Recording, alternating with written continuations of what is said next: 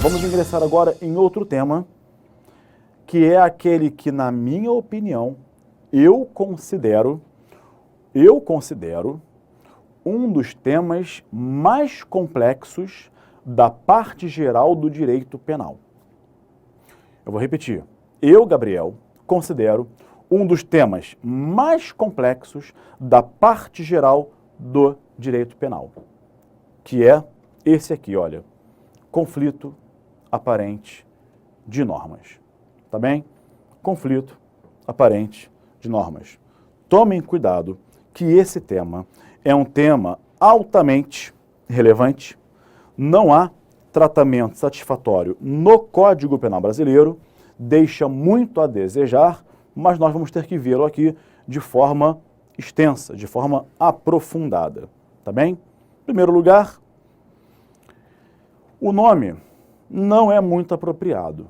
Agora que você já sabe qual é a diferença entre lei e norma, você verá que o nome não é muito apropriado.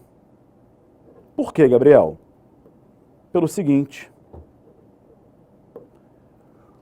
o conflito não se dá entre normas. O conflito dá-se entre tipos penais. Tipos penais. Tá legal? É por isso que o professor espanhol Santiago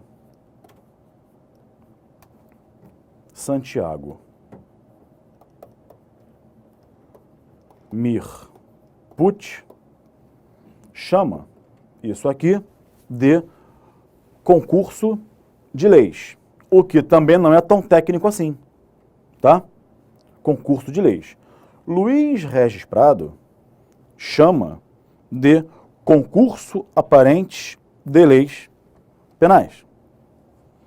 Tá certo? Concurso aparente de leis penais, o que também não é assim tão técnico. O que se conflitam são tipos penais. Tá bem? Portanto, qual é o conceito de conflito aparente de normas? Qual é o seu conceito? Fala-se em conflito aparente de normas quando, para um determinado fato, aparentemente incidirem dois ou mais tipos penais. Esse é o conceito. Ocorre o conflito aparente de normas quando, para um determinado único fato, dois ou mais tipos penais aparentemente incidirem. Tá bem? Há o conceito de Belling. Belling conceituou assim: relação que medeia entre duas leis penais. Dizia Belling. Nesse tema temos o quê? Uma relação que medeia entre duas leis penais, pela qual, enquanto uma é excluída, a outra é aplicada. Uma é excluída, a outra é aplicada. Conceito bom, de Belling, né? O próprio Santiago Mir Puig, espanhol, também traz um conceito mais completo. Ele fala assim, trouxe o conceito para vocês, prestem atenção, ele fala assim: fala-se em concurso de leis quando um ou vários fatos, presta atenção, depois você dá o pause, copia, mas presta atenção no que eu estou te falando, tá? Depois você assiste pautadamente para copiar. Fala-se em concurso de leis quando um ou vários fatos são incluíveis em vários preceitos penais, de que só um pode aplicar-se. Posto que a sua aplicação conjunta pressuporia bis in idem. Isso acontece sempre que um dos preceitos bastar por si só para apreender todo o desvalor do fato ou fatos concorrentes. Concorre, então, um só delito. Concorre, então, um só delito. Tá legal? O que ele falou, exatamente isso. Eu tenho um fato um fato incluível em vários tipos. Só que apenas concorre um só. Aplicar os tipos conjuntamente a esse único fato seria, como diz Santiago Mirpucci, flagrante bis in idem, tá bem? Então, isso é o conflito aparente de normas. Agora, desse conceito, dessa introdução, você já retira o quê? Já retira os seus requisitos. Olha para a tela. Por isso que eu tenho como requisitos o quê? Uma pluralidade de tipos penais incidentes e um único fato. Eu tenho um único fato aqui e sobre ele incidindo vários tipos penais. Aí eu te pergunto, eu posso fazer incidir efetivamente vários tipos penais, por exemplo? Não, senão eu estarei incidindo em bis in idem. Sobre um único fato como regra, se eu fizer incidir 2 ou 3 tipos penais ou mais, eu estarei incidindo em flagrante bis in idem. Bis in idem. Portanto, para que existe essa temática aqui? Existe para quê? Amigos, justamente para quê? Qual a sua finalidade? Evitar o bis in idem. Evitar a dupla punição. Tá bem? Ok? Tá legal? Muito bem. Muito bem. Agora, essa temática, na doutrina espanhola, ela tem duas concepções. Lá na Espanha, eu tenho a primeira concepção, que é majoritária, lá, e a segunda concepção, que é minoritária. Na primeira concepção do direito penal espanhol, o concurso aparente de normas pressupõe que todos os tipos penais efetivamente concorram para aquele fato. Aquele único fato, ele cabe efetivamente em todos os tipos penais conflitantes. Ainda que um só seja aplicável, mas o fato encaixa-se efetivamente em todos os tipos conflitantes. Que é a concepção preferida de Santiago Mirpucci. Contudo, a segunda concepção na Espanha, que é minoritária, diz o seguinte: no conflito aparente de normas, aquele fato apenas aparentemente, não efetivamente, apenas aparentemente, encaixa-se nos tipos penais. Ok? A concorrência dos distintos tipos penais é tão somente aparente. Olha para a tela, aparente. É tão somente aparente. Opa, peraí, Gabriel. Deixa eu mudar a cor. É tão somente aparente. A correta interpretação dos tipos demonstra que, desde sempre, só um pode ser aplicado. Ou seja, a concepção que nós no Brasil adotamos foi a segunda concepção do direito penal espanhol, porque aqui, como o nome sugere, o conflito é só aparente, não há um conflito real. Aquela conduta não se encaixa efetivamente em todos os tipos, mas aparentemente. Tá bem? Aparentemente. Tá? Muito bem. No conceito mais objetivo, dizia Frederico Marx, haverá conflito aparente de normas sempre que a conduta delituosa puder encaixar-se em vários tipos penais, aparentemente. Tá? Mas agora, tomem cuidado. Por quê? O cuidado aqui é o seguinte, preste atenção numa coisa. Em primeiro lugar, eu tenho um tipo penal e o outro conflitando. Um só vai incidir.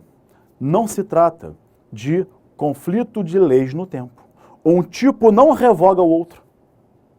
O conflito dá-se no plano da interpretação, não no plano intertemporal de vigência. O tipo especial, por exemplo, não revoga o tipo geral. Ele aplica e afasta o tipo geral. Então, os dois tipos devem estar vigorando. Só há conflito se eles estiverem vivos, vigorando. Aí eu tenho o conflito, ok? Não há uma revogação, tá? Muito bem. Agora, por exemplo, eu subtraio de você um bem com uma faca. Me dá o celular. Pode ser furto, pode ser roubo, pode ser ameaça, pode ser constrangimento ilegal. Viram? O único fato, 4 tipos penais incidindo. Eu mato o presidente da República, do Senado, da Câmara ou do Supremo Tribunal Federal? Homicídio do Código Penal ou de lei especial? O agente falsifica um contrato social para sonegar ISS. Eu tenho ali uma falsidade ideológica ou uma sonegação fiscal. Então vejam, uma conduta ela pode adequar-se ao mesmo tempo a vários tipos penais. Esse conflito ele é aparente. Por quê? Para evitar o bis in idem, você já viu, quando formos concretizar, nós vamos o quê? Aplicar apenas um dos tipos penais, tá? Agora, na hora de concretizar, como é que a gente faz? Vamos aplicar 3 princípios. Os princípios solucionadores do conflito aparente de tipos penais. É com esse princípio que eu vou resolver o conflito e concretizar apenas um tipo penal naquela conduta. Vamos ver esses 3 princípios no próximo bloco.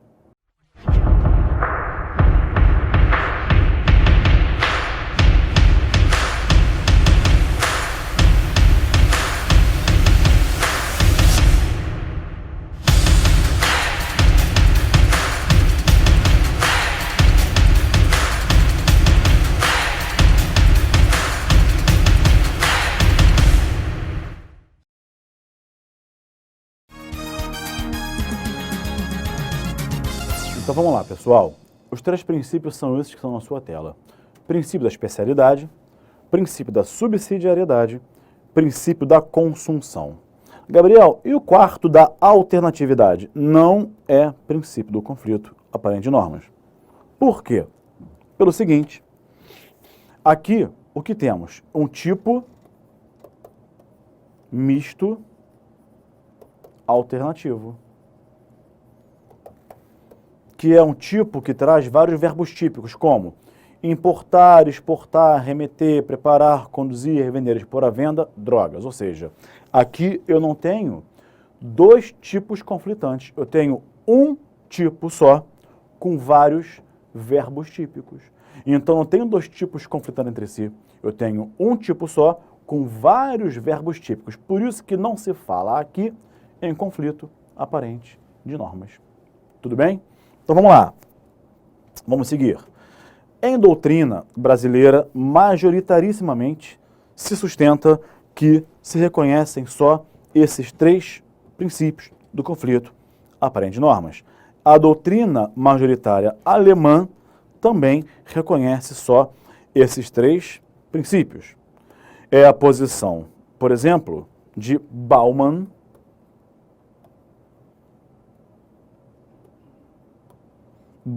e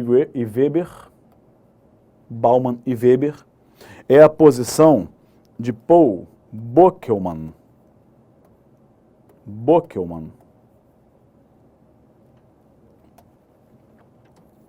Paul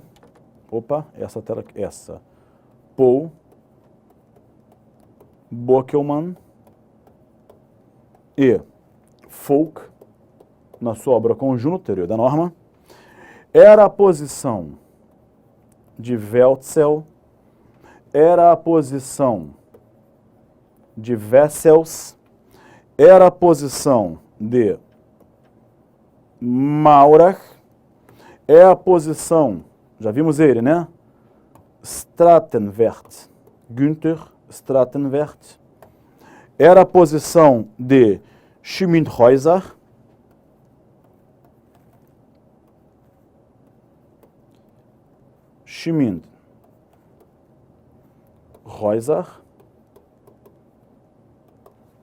entre outros, na Alemanha, para você ver que isso é amplamente dominante no Brasil e na Alemanha, que são só esses 3 princípios que existem para solucionar o conflito pendente de normas. Tá bem? Vamos agora, então, para o princípio o primeiro, que é o da especialidade, esse aqui. O que nós temos? Temos aqui o brocardo lex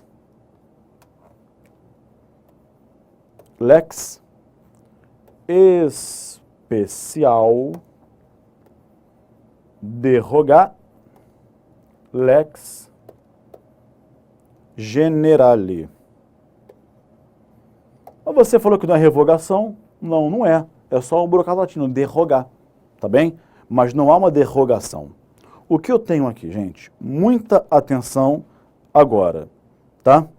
Eu tenho essas 2 caixas que são idênticas, não é? Como se fossem 2 tipos penais. Como se fossem 2 carros iguais.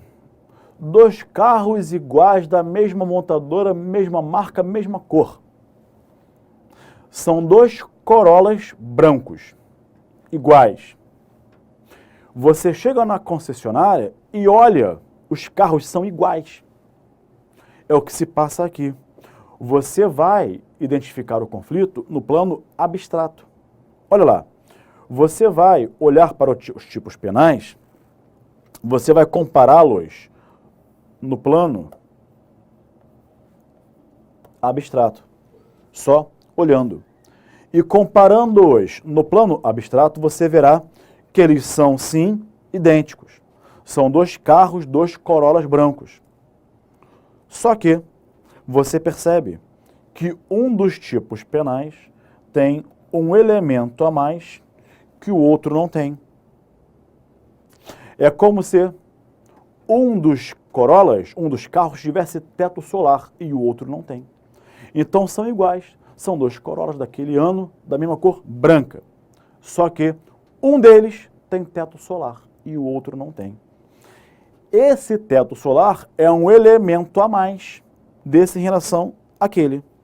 Ou seja, aqui é a mesma coisa. Você tem 2 tipos penais, esse e esse, na sua tela, só que a um deles é acrescentado um elemento a mais. Sempre comparando-os no plano abstrato. É esse elemento a mais que vai tornar esse tipo penal um tipo especial e esse um tipo geral. Esse elemento a mais era chamado, por Nelson Hungria, elemento especializante. É esse elemento a mais que torna esse tipo diferente e, portanto, especial em relação a outro tipo. O tipo especial descreve todos os elementos do tipo geral, com esse a mais. Tanto é que José Frederico Marques dizia: a norma especial é um setor da norma geral particularmente caracterizado. Ok? Tudo bem? Muito bem. E digo-lhes mais. Nessa comparação no plano abstrato, você só vai comparar os tipos abstratos. Você abre o Código Penal e vê. Tem 2 tipos penais idênticos. Só que esse tem um tipo a mais em relação a esse. A comparação é no plano abstrato. Tá? E aqui, não importa se a pena é mais grave ou menos grave, tanto de um quanto de outro. O que importa aqui, não é se um tem a pena maior ou tem pena menor. O que importa aqui é o elemento caracterizador do princípio de especialidade, é esse elemento a mais. Não é ser a pena maior ou pena menor, mais grave ou menos grave. Repito, de forma clara a todas as luzes, a gravidade das penas não é nenhum fator determinante para fins de princípio da especialidade. Tá legal? O que importa é ter ou não esse elemento a mais. Olha para a tela. Presta atenção, vamos comigo. Vejam. Eu tenho aqui o crime de furto e o crime de roubo. O crime de roubo traz todos os elementos do furto e acrescenta-lhe mais alguns. 3 elementos. Quais? Violência, grave ameaça e a violência imprópria. O que é violência imprópria, Gabriel? É quando diz lá, subtrair coisa móvel com violência ou grave ameaça ou depois de haver reduzido a vítima a impossibilidade de resistência. É a violência imprópria. Então, se eu ponho um remédio na sua bebida, você é um sonífero, você adormece, eu pego os seus bens e vou embora, eu não usei contra você violência nem grave ameaça. Mas com a substância, eu reduzi você à impossibilidade de resistência. Nesse caso, portanto, eu tenho um crime de roubo, tá bem? Então tem 3 elementos a mais. Por isso que o roubo é especial em relação ao furto. Querem outro exemplo? Olha para a tela. Homicídio e aborto. Qual a diferença? Em ambos se mata alguém, só que o aborto é a supressão da vida antes do início do parto. Como o homicídio e o infanticídio. O infanticídio tem alguns elementos a mais em relação ao homicídio. Quais? Tem que ser mãe, tem que estar influenciada pelo estado puerperal, tem que ser durante o parto ou logo após, tá bem? Cuidado com isso, tá? Outro exemplo, 121 e artigo 29 da Lei 7.170 de 83. É a lei que traz os crimes contra a segurança nacional. Onde está ali o elemento especializante? No sujeito passivo. Se eu matar alguém, 121. Se eu matar o presidente da República, da Câmara, do Senado ou do Supremo Tribunal Federal, é homicídio lá daquela lei, artigo 29 daquela lei. A especialidade ocorre não só dentro do Código Penal, mas entre o Código Penal e uma lei especial, por exemplo. Quer ver? Olha lá. Deixa eu limpar a tela aqui, para lhes dar outros exemplos.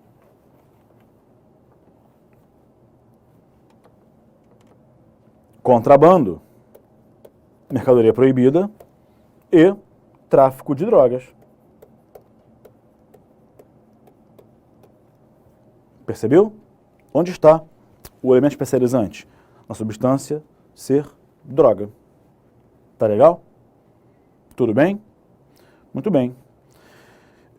O artigo 12 do Código Penal, ele tenta regulamentar a especialidade. Tenta regulamentar, mas ele é incompleto. Ele fala assim, ó. As regras gerais deste Código aplicam-se aos fatos incriminados por lei especial, se esta não dispuser de modo diverso.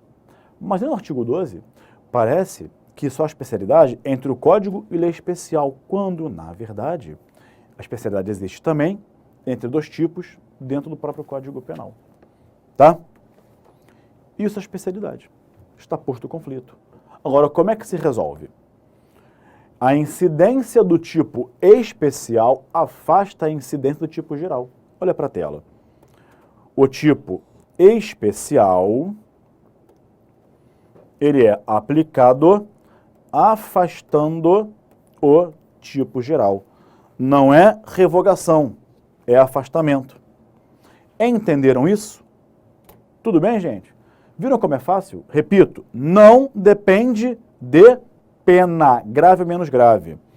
Existe também especialidade em tipos básicos e derivados. Homicídio qualificado é especial em relação ao homicídio simples. Por quê? Porque lá eu tenho emprego de veneno, asfixia, tortura. Tá bem? Nessa relação de especialidade, eu trouxe para deixar mais claro para vocês ainda algumas opiniões de alguns autores estrangeiros. Ieschek fala assim, Hans Heinrich Ieschek, toda ação que realiza o tipo especial realiza também necessariamente de forma simultânea o tipo geral, mas o contrário não ocorre. Santiago Mirpucci, presta atenção. Um dos tipos penais contempla mais especificamente o fato criminoso do que os demais. Um tipo penal é mais especial do que o outro quando requer um pressuposto adicional além dos elementos do tipo geral. Todo aquele que realiza o tipo especial realiza, vou repetir, atenção a isso, todo aquele que realiza o tipo especial realiza necessariamente o teor literal do tipo geral. Se eu roubo, eu também furto. Mas nem todo aquele que infringe o tipo geral realiza o teor do tipo especial. Paul Bockelman e Klaus Folk dizem: especial é a lei que, além das características da lei geral, apresenta ainda, no mínimo, uma característica suplementar, que é o elemento especializante. José Cerezo Mir, na Espanha, poderíamos representar com 2 círculos concêntricos, sendo o tipo especial o de menor diâmetro. Tá bem? Ok? Muito bem. Solução do conflito, a consequência é essa. O tipo especial afasta a incidência do tipo geral. Tá legal? Tudo bem? Agora, duas informações principais. Olha para a tela.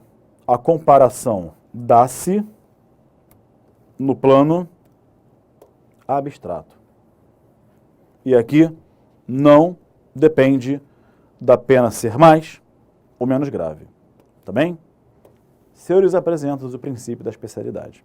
Vamos agora à subsidiariedade.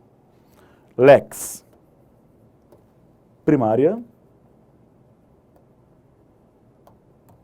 derrogar,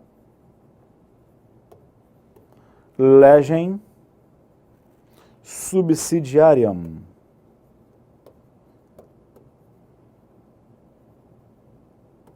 Subsidiariam.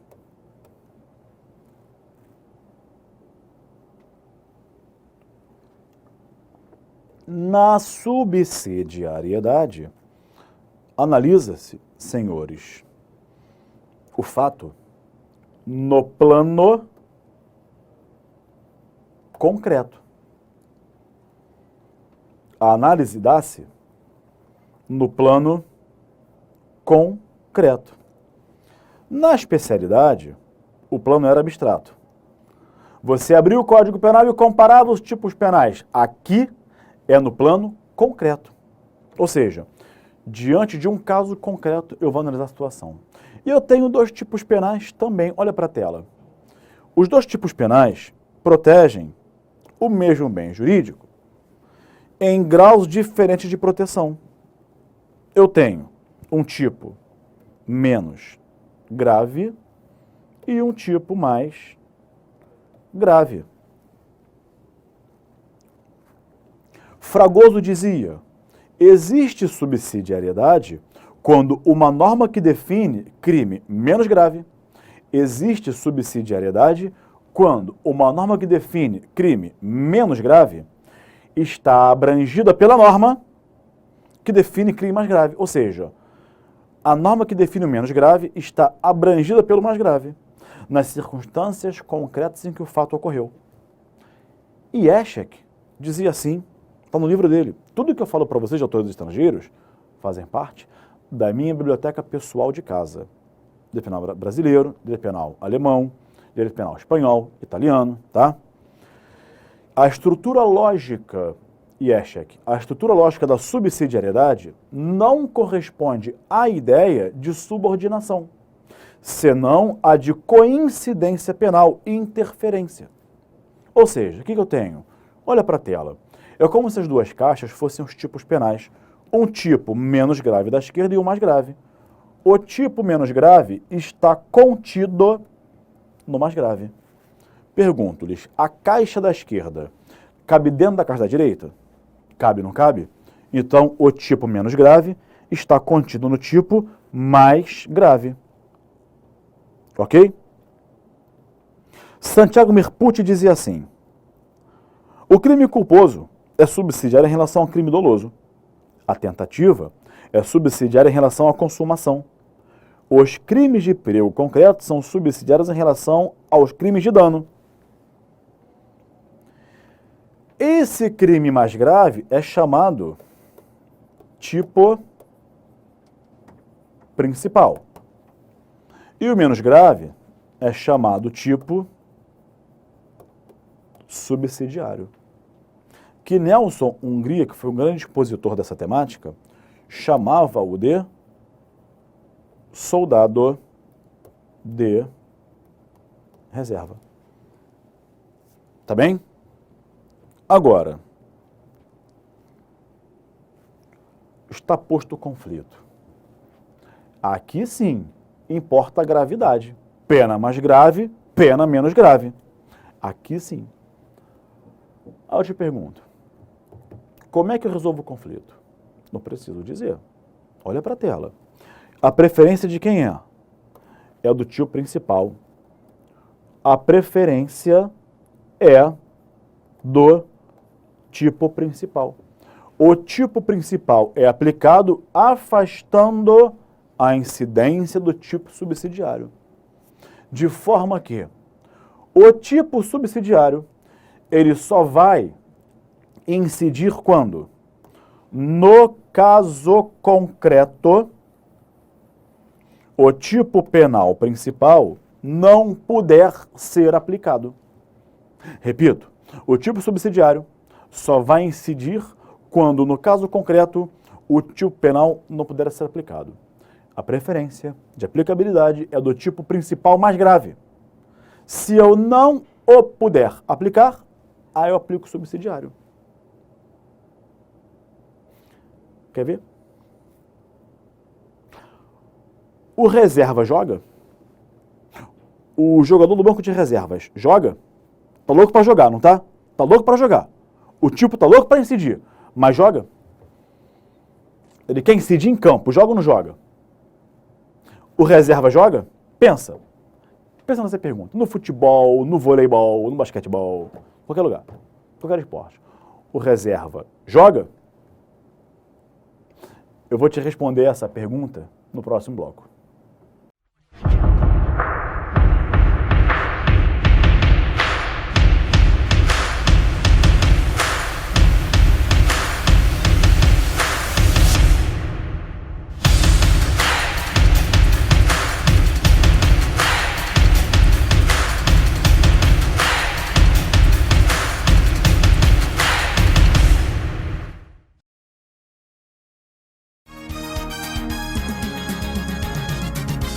O banco de reservas joga, desde que o titular não possa jogar. Pescou? Ou seja, a preferência de quem é? Do titular, do tipo principal. E eu aplico. Eu só não o aplicarei e aplicarei o subsidiário se eu não puder aplicar o principal. Você tem um carro com ar-condicionado e um sem ar. Você prefere sair com qual? Estão os dois na garagem. Você vai sair com ar-condicionado, claro. Tudo bem. Aí aquele calor de 40 graus, por exemplo, Rio de Janeiro, verão, 7h30 da manhã, 32 graus. Aí você pensa, tá um calor verão, vou no carro sem ar. Não, você vai no com ar. Óbvio, evidente, né? Agora, se o carro com ar está na oficina, fazendo revisão, aí você vai no sem ar. O sem ar é o subsidiário. Você só vai usá-lo quando não puder usar o outro, como o sujeito do banco de reservas. Irving Magic Johnson, em seu livro chamado My Life, ele faz um agradecimento especial aos jogadores do banco de reservas. Ele diz, agradeço aos meus companheiros do banco de reservas. Olha que barato, olha a visão do cara, que barato. Por quê? Eu cheguei onde eu cheguei por conta deles. Eu sempre dei o meu melhor em quadra por conta deles. Porque cada um deles ali estava querendo o meu lugar como titular no time. Então, se eu não desse o meu melhor, eu ia para o banco de reservas. E por isso, agradeço ao banco de reservas. Não é legal? Isso é a subsidiariedade. Titular, Magic Johnson, lembra? Não é? Das antigas, do basquete. Se machucou, bota o subsidiário, reserva o subsidiário. Então, no direito, pela mesma coisa. A preferência do tipo principal, preferência. Se você não puder aplicá-lo, aí aplica o subsidiário. Entendeu? Ok? Muito bem. Só que, calma que eu já vou dar exemplo. Importante você aprender a matéria para depois iluminar com um exemplo. Só que a subsidiariedade, ela pode ser, como está na sua tela, expressa ou tácita. Na expressa, o próprio tipo subsidiário se diz, olha, eu sou subsidiário. É ele que fala. Eu sou subsidiário. Só me aplique se não puder aplicar outro. Geralmente, pela expressão, se o fato não constituir crime mais grave, olha para a tela, se o fato não constituir crime mais grave, por exemplo, artigo 132, exposição da vida ou saúde de outrem a perigo. Artigo 177, artigo 238, artigo 239, artigo 249, artigo 307, artigo 337 do Código Penal, a Lei de Armas, artigo 15, Estatuto de Desarmamento, artigo 15 da Lei 10.826, 2003, crime de disparo de arma de fogo. Ou seja, você só vai aplicar o tipo subsidiário se você não puder aplicar o principal. Diz assim o artigo 15, disparar arma de fogo ou acionar munição em lugar habitado, etc. e tal, desde que o agente não tenha como finalidade a prática de outro crime. Então, presta atenção, se eu atiro em direção a você com o fim de te matar, é homicídio, consumado ou tentado. Agora, gol, apego a arma e pá, pá, pá, disparo pro alto para comemorar o gol do meu time de futebol. Quando eu disparei, eu tinha a intenção de praticar um outro crime qualquer? Não. Então, aí eu aplico o disparo de arma de fogo. Veja lá. O artigo 132 é um grande exemplo, olha lá para a tela. 132, exposição da vida, saúde de outra pessoa a perigo direto ou iminente.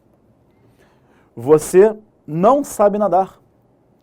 Eu empurro você na piscina, sabendo que você não sabe nadar, para te dar um susto, não é? Só que a piscina tem meio metro de profundidade. Você cai na piscina, se desespera, nada, 5 segundos, bota o pé no chão e vê que dá pé. Aí levanta. Eu posso aplicar um homicídio? Homicídio tentado, eu não quis te matar.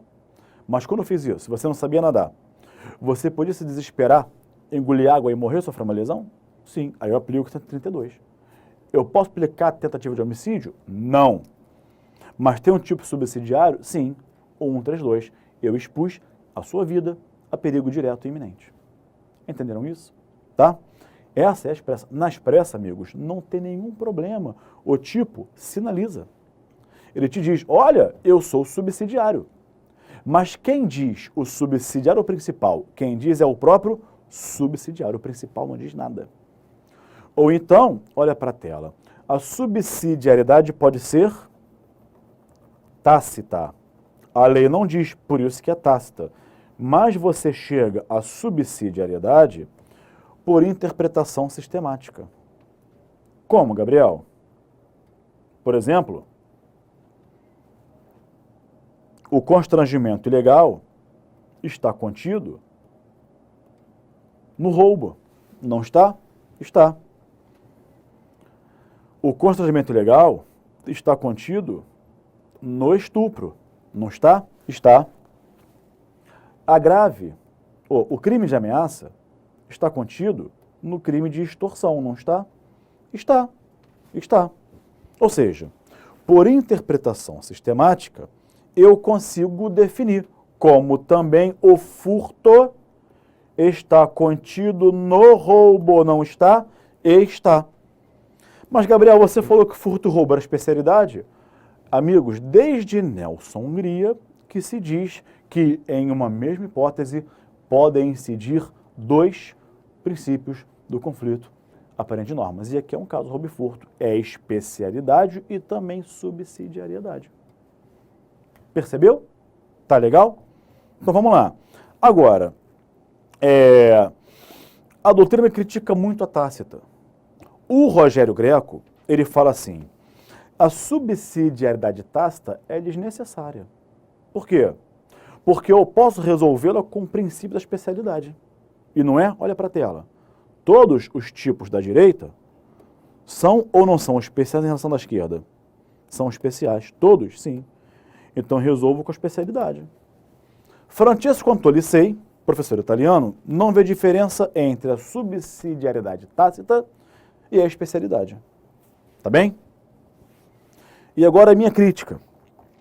Ela está esvaziada à luz da teoria finalista da conduta. Por quê? Pela teoria finalista da conduta de Wetzel, eu não vou aplicar aqui a subsidiariedade tácita. Não dá para aplicar.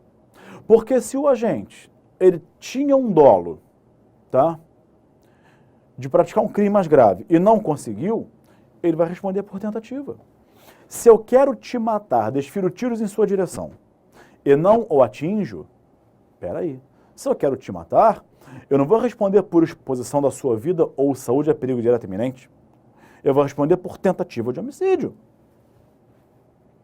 Se o agente quer estuprar a vítima e não consegue, não vai responder por constrangimento ilegal, vai responder por tentativa de estupro. Então, para mim, à luz da teoria finalista, que é perfeita por si só, na minha humilde opinião, ficou esvaziado, não aplico mais. Na realidade, pensando assim, eu só aplicaria subsidiariedade tácita,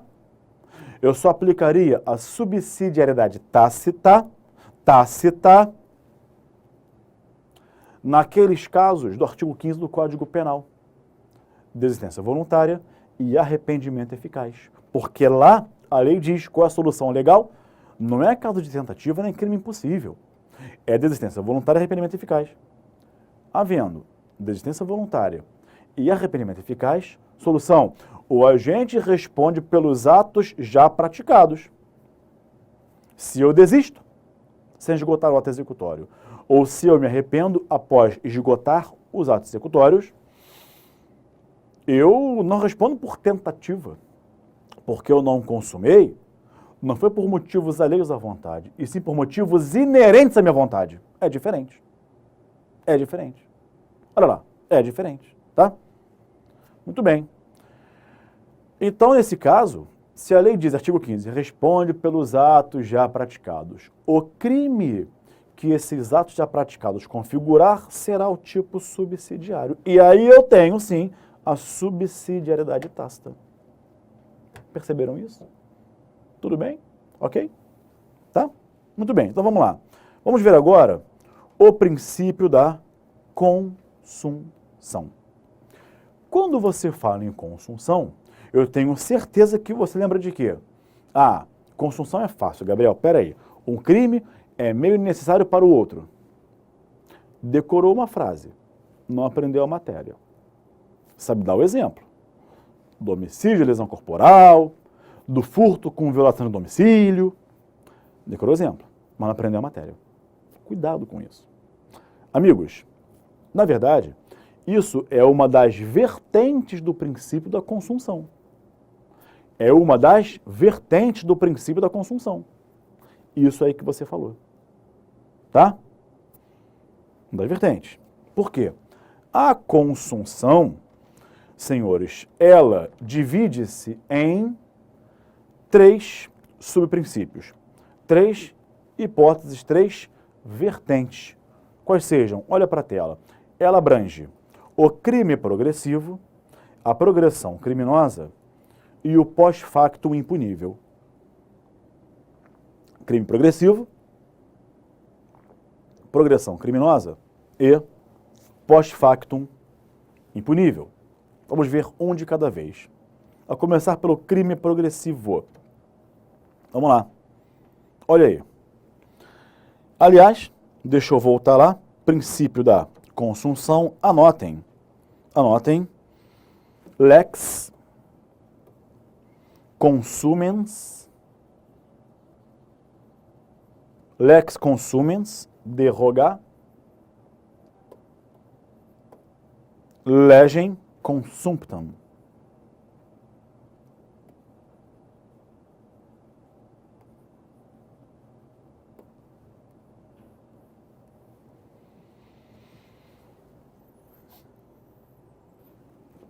Tudo bem? Mais uma informação antes de especificar cada uma delas. Aqui, senhores, aqui também, cuidado com isso, não se leva em consideração a gravidade dos crimes. Vocês vão encontrar alguma jurisprudência isolada, inclusive do Supremo Tribunal Federal, dizendo isso. O contrário, que o crime tem que ser mais grave, menos grave, não tem. Não tem. Tá bem? Não se exige aqui que um crime seja mais grave e que o outro seja menos grave. Essa exigência, senhores, não existe. Tá legal? Muito cuidado com isso, tá? Muito bem. Sobre isso, no STJ, confiram lá o agravo regimental no recurso especial 1214281, tá? Que disse assim, olha, coisa pacífica, vem para cá. A jurisprudência desta corte admite que um crime de maior gravidade, assim considerado pela pena abstratamente cominada, possa ser absorvido por força do princípio da consunção por crime menos grave. Tá? Vamos ver agora um de cada vez, uma vertente de cada vez, começando pelo, olha para a tela, pelo crime progressivo. O que é crime progressivo? O que temos aqui? Olha aí, o agente armado, praticar uma infração penal, um delito. O que eu tenho aqui? Eu tenho o quê? No crime progressivo, um dos crimes constitui um meio necessário ou uma fase normal de preparação ou de execução para um crime diferente, diverso. Então, eu tenho dois tipos, sendo que um dos tipos constitui um meio necessário ou uma fase normal de preparação ou de execução de outro crime. Tá bem? Eu tenho aqui o chamado crime meio e tenho o chamado crime fim. O dolo, atenção que eu vou te falar agora, muita atenção, o dolo do agente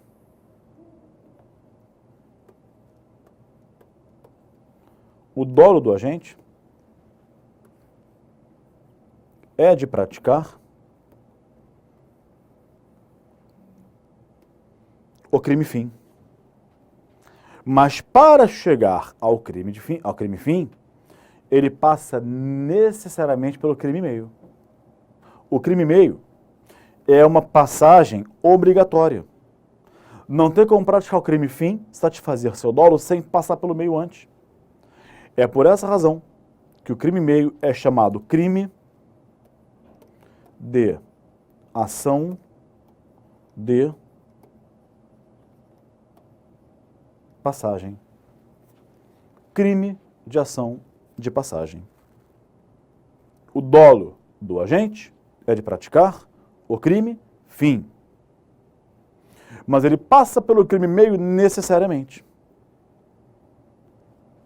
Como acontece, por exemplo, que você decorou o exemplo do homicídio. Se eu vou matar você, não há como eu te matar sem te lesionar anteriormente. Não há. O dolo é de matar, mas para que eu te mate, necessariamente eu passo pela lesão corporal. eu causo uma lesão corporal em você. Perceberam isso? Ok? Como o meu dolo é de praticar o crime fim, o crime meio fica absorvido. O agente não responde por ele, será considerado o famoso ante factum impunível. Ante factum impunível. Um fato anterior penalmente irrelevante, impunível. De forma que o agente responderá só pelo crime fim. Querem outro exemplo? Que você também decorou? Do furto, lembra? Eu vou furtar sua residência, mas que está vazia, e para tal eu pratico uma violação do domicílio. Lembra desse exemplo decorado? Pois é. Violação do domicílio é crime meio. Não respondo por ele, ele fica, portanto, absorvido, respondo pelo crime fim, furto. Agora, para sairmos do blá blá blá, da decorebinha, da doutrina e tal, vamos avançar.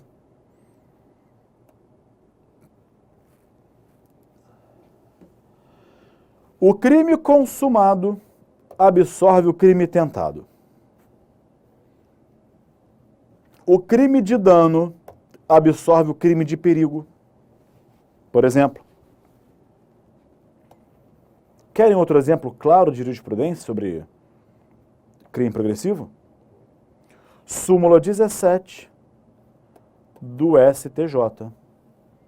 Quando falso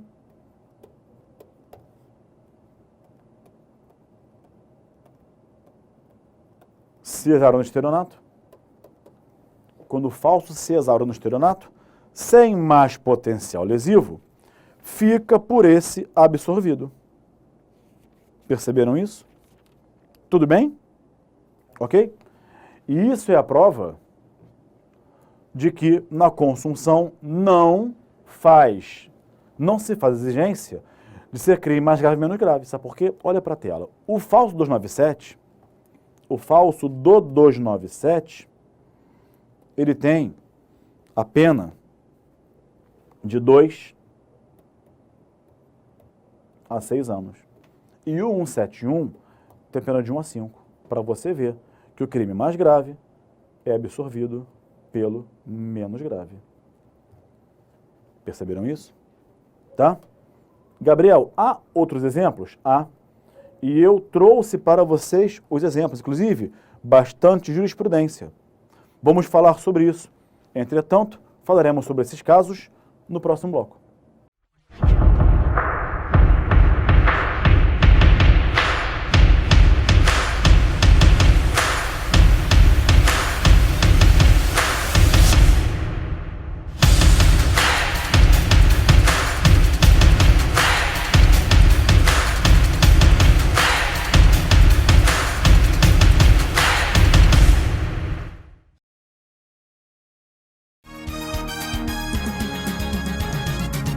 Então, pessoal, olha lá, vamos lá, anotem aí, STJ Informativo 587, falou assim, quando falso se exaure do descaminho, julgou o quê? Falso com descaminho, tá?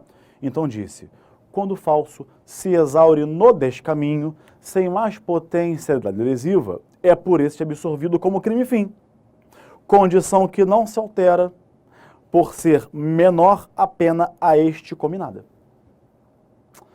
Ainda no STJ, Informativo 523, responderá apenas pelo crime de descaminho e não por este em concurso com falsidade ideológica. O que eu falei para vocês no começo? Que o conflito aparente de normas tinha como finalidade evitar o bis in idem, um concurso de crimes. Né? Então, vou repetir a primeira frase. Responderá apenas pelo crime de descaminho e não por este em concurso com o de falsidade ideológica, o agente que, com o fim exclusivo de iludir o pagamento de tributo, devido pela entrada de mercadoria no território nacional, alterar a verdade sobre o preço desta. Eu vou repetir para você pegar a frase. Com o fim exclusivo de iludir o pagamento do tributo, descaminho, pela entrada do território nacional, alterar a verdade sobre o preço deste. Então, era falso com descaminho ou só descaminho? Quando o ministro, relator aqui, Marco Aurélio Belize, disse com o fim exclusivo de iludir o pagamento, que ele falou, olha para a tela, com o fim exclusivo, o dolo dele era só de praticar o descaminho. Tudo bem, gente? Resumo da ópera. Eu tenho um dolo só, direcionado ao crime fim. Também chegou a STJ já uma vez.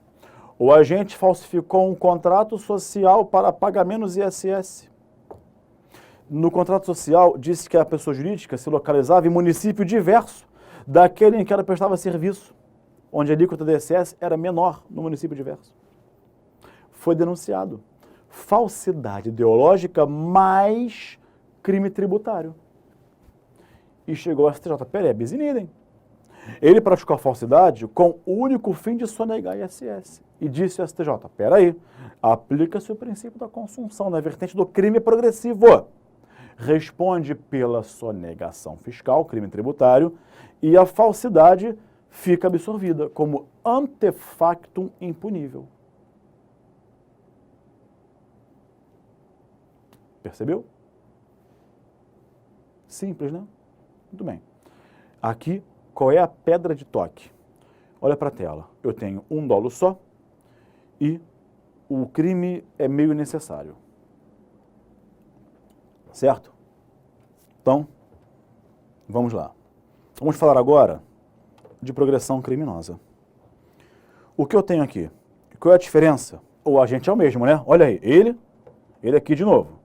Ele e ele, né? Mesmo agente. Mas, vejam, qual é a diferença entre o crime progressivo e a progressão criminosa? Deixa eu falar um pouco para vocês de iter criminis. Primeiro, cogitação, preparação, execução,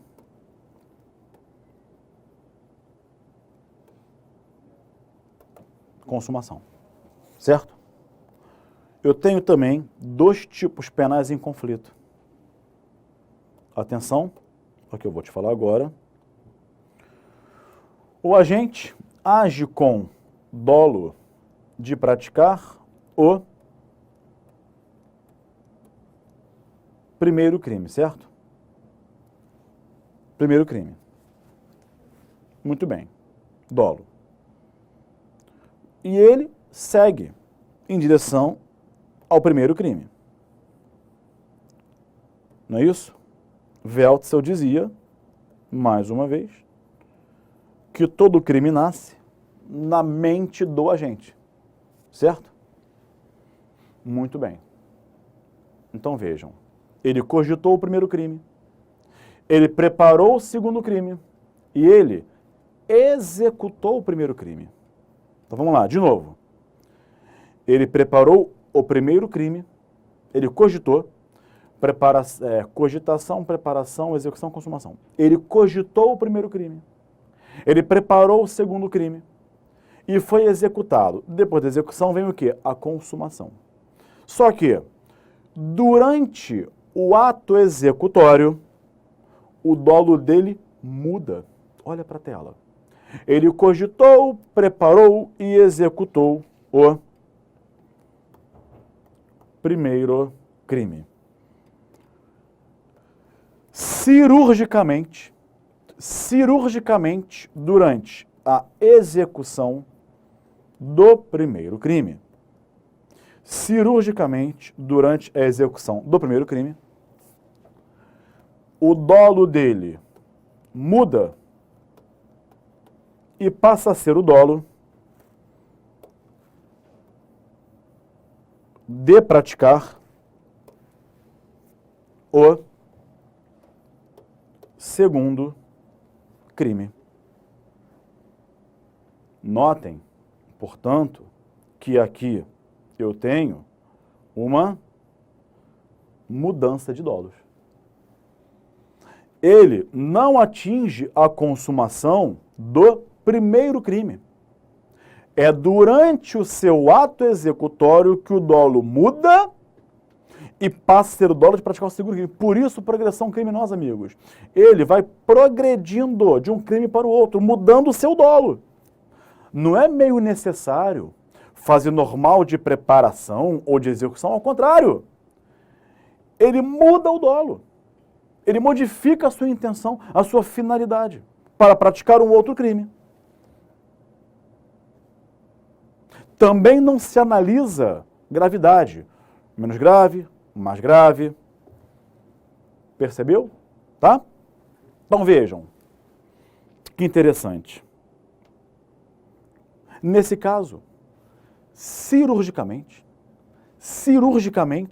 o dolo muda durante o ato executório. Imagine que você está numa sala de aula comigo. Já pensou? Que alegria seria para mim ter você na minha sala de aula presencial de Direito Penal aqui no curso Fórum? Para mim é uma alegria, tá? E aí, eu quero constranger você. Eu saco a minha arma e digo, sai da minha sala agora, senão eu te mato. Eu estou matriculado? Dane-se, vai embora. Que crime eu estou praticando? Eu estou te ameaçando para você fazer alguma coisa. Constrangimento ilegal. Então, o meu dolo, olha para a tela, é de praticar o constrangimento ilegal. Se consumou? Não.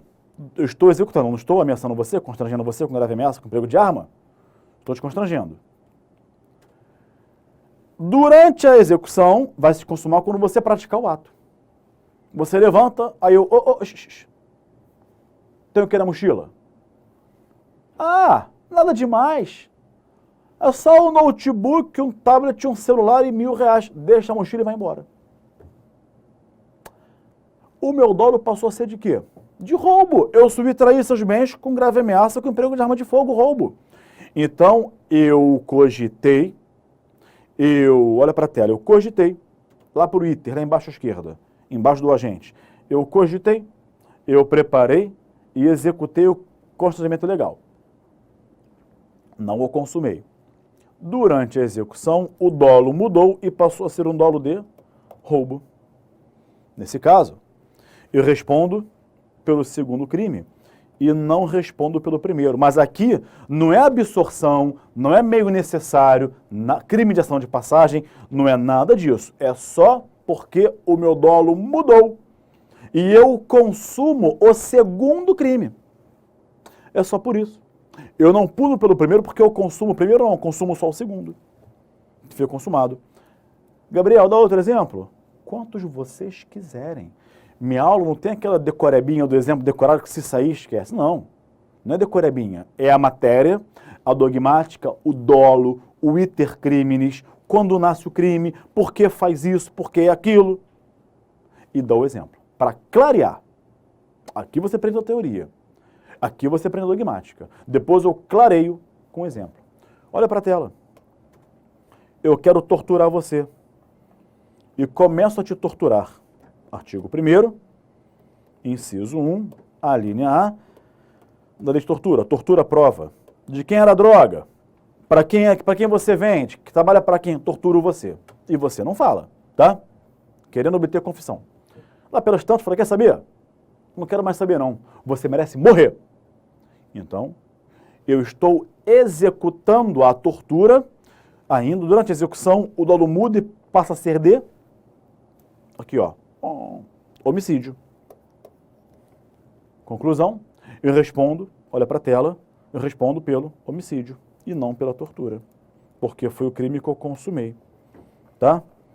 Ou então estou te lesionando, quero te lesionar, lesão corporal, começo a bater em você. Durante a execução da lesão, o dolo muda e passa a ter dolo de homicídio. Tá bem? Mas, Gabriel, na lesão corporal, quando você começa a lesionar a vítima, está executando, mas também já consumou. Já consumou. não é?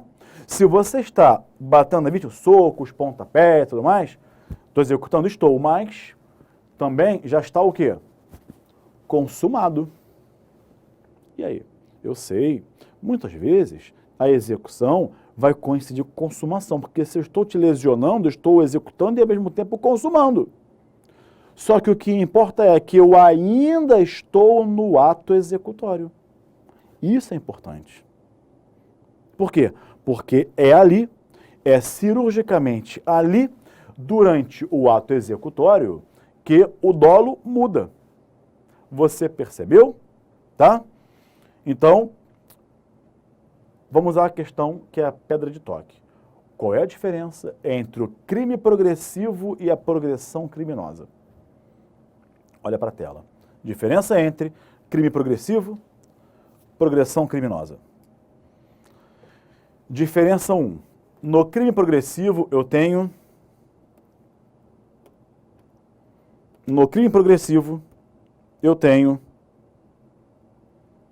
Eu tenho um dolo só. Na progressão criminosa, eu tenho 2 dolos. Aqui não tem erro. E a questão tem que deixar claro isso. Que tem 2 dolos e o dolo mudou. Tá? Repetindo. Primeira diferença, são 2. Primeira, crime progressivo, 1 dolo só. Progressão criminosa, 2 dolos. Segunda diferença.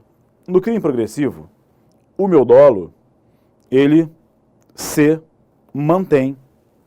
É um só e o mesmo. Não muda. Na progressão criminosa, eu tenho uma mudança. Eu tenho uma mudança de dolo. Perceberam isso? Tudo bem, gente? Tá legal? Pois então. Na prova, a questão vai ter que dizer se houve ou não mudança de dolo. Se disser, é progressão criminosa. Se não, é crime progressivo. E por fim, veremos aqui o pós-facto impunível. O que temos aqui, amigos, no pós-facto impunível? O que temos aqui no pós-facto impunível? Olha aí de novo o agente, o mesmo agente. Você vê que ele é reincidente, né? Multireincidente. O que temos aqui? 2 bens jurídicos. Desculpa, 2 tipos penais que protegem o mesmo bem jurídico. A pedra de toque aqui é ser o mesmo bem jurídico. O mesmo bem jurídico. Aí eu te pergunto, qual é a finalidade do direito penal? Qual é a finalidade do direito penal? É proteger bens jurídicos, certo? Certo. Toda vez que você causar lesão a um bem jurídico penalmente protegido, o direito penal vai incidir. Se você não causa lesão ao bem jurídico, ele não vai incidir, não tem nem para você. Então, se você quebrar o meu óculos, você causou um dano à coisa alheia, certo? O direito penal protege a coisa alheia? Protege. Ele vai incidir sobre você. Agora, se você quebrar o seu óculos, se pegar o seu IPLEC, o direito penal, crime de dano, não protege a coisa própria. Então, é fato penalmente irrelevante. Tá? Então, o raciocínio é esse. Havendo lesão ao bem jurídico protegido, o direito penal incide. Onde não houver lesão ao bem jurídico protegido, ele não incide. Então, olha para a tela. Atenção agora, muita atenção. Quando a gente pratica o primeiro crime, ele causa uma lesão ao bem jurídico, certo? Quando ele pratica o segundo crime, não há uma nova lesão ao bem jurídico. Ou seja, como o bem jurídico é o mesmo, o bem foi lesionado aqui, quando ele praticou o primeiro crime. No segundo crime, não há uma nova lesão. Por isso que, se não há uma nova lesão, o segundo crime será um fato posterior irrelevante para o direito penal. Um pós-facto impunível. Quer ver um exemplo claríssimo disso? Crime de falsificação de documento e uso de documento falso. Quando o mesmo agente, no mesmo contexto, ele falsifica, ele já causa lesão ao bem jurídico? Sim. Tanto no falso quanto no uso, qual é o bem jurídico protegido? É o mesmo, olha lá para cima, a fé pública. Não é isso? Quando ele falsifica, atenção agora à cor roxa. Quando falsifica, ele já causa lesão ao bem jurídico, fé pública. Quando ele usa o documento falso, não há nova lesão. O bem, fé pública, foi lesionado aqui. E por isso que ele responde por esse crime aqui. Ele não responde pelo segundo crime, porque é o mesmo bem, então não há uma nova lesão ao bem jurídico. É bem verdade que ele, quando usa o documento falso, ele pode obter uma vantagem financeira, alguma vantagem indevida. Agora, olhando para o bem jurídico, não há uma nova lesão. Percebeu? Simples assim. Tá legal? É por essa razão, tá? Ou seja, o bem jurídico foi lesionado na primeira conduta, na segunda, não. Então, nesse caso, que está na sua tela, ele responde pelo falso e o uso será um post-factum impunível.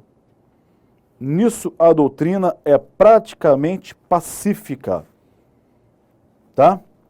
Querem outro exemplo? Eu roubo ou furto o seu relógio, achando que é um Rolex. Chego em casa, vejo que ele é falsificado. Aí eu me dei bem, furtei um Rolex, eu roubei. E isso aqui é um Rolex falsificado. Eu pego, jogo no chão, piso em cima e quebro. O que eu pratiquei? Agora, um crime de dano. Olha para a tela, dano. Qual é o bem jurídico protegido no furto, roubo e no dano? É o mesmo. Patrimônio. Logo, quando eu danifico, eu pratico dano, eu não causo nova lesão ao bem jurídico. Eu causo uma lesão ao objeto material do crime, que é o relógio, mas não há nova lesão ao bem jurídico patrimônio. Quebrando o relógio ou não o quebrando, eu já violei o seu patrimônio antes, quando eu roubei ou quando eu furtei. Tá legal? O mesmo acontece com o seguinte, olha para a tela. Falsificação de moeda e introdução de moeda falsa em circulação. O mesmo agente falsifica e depois a introduz em circulação. Qual é o bem tutelado? Em ambos os casos, pelos dois tipos penais, é a fé pública, igualmente. Quando ele falsifica a moeda, já há uma lesão à fé pública. Quando introduz em circulação, não há uma nova lesão. É claro, repito, ele pega a moeda falsa e vai comprando um monte de coisa. Pode obter vantagem patrimonial financeira. Agora, bem jurídico tutelado? Não. Não há nova lesão. É por isso que o segundo fato, por não haver justamente uma nova lesão ao bem jurídico, que é um fato posterior, penalmente irrelevante. Irrelevante. Por que irrelevante? Porque não há uma nova lesão ao bem jurídico. Já foi lesionado antes no primeiro crime. Tá bem? E aí eu tenho um pós-factum impunível. Tá bem? Ou seja, o fato posterior é um exaurimento, é um aproveitamento do crime anterior. E o Yeshek dizia assim, uma ação típica posterior ao delito com a qual se pretenda assegurar, aproveitar ou utilizar um benefício ilícito obtido através do primeiro fato, fica consumida, se com ela não se lesiona nenhum outro bem jurídico. Santiago Mirpucci, estou trazendo doutrina brasileira, alemã, espanhola. Santiago Mirpucci. A razão é que os fatos posteriores constituem forma de assegurar ou realizar um benefício obtido ou perseguido por um fato anterior. E não lesiona nenhum bem jurídico diverso do violado pelo fato anterior, nem aumentam o dano produzido pelo fato anterior. Então, sempre com essa especificidade, sempre a pedra de toque aqui é, olha para a tela, o mesmo bem jurídico. Se você mudar isso e puser bens jurídicos diferentes, aí você pode cair na progressão criminosa, no crime progressivo, tá legal? Agora, para resumir e diferenciar tudo isso. Vamos lá. Vamos diferenciar crime progressivo, um dolo só, o mesmo. Progressão criminosa, 2 dolos com mudança de dolo, tá? Pós-facto impunível, mesmo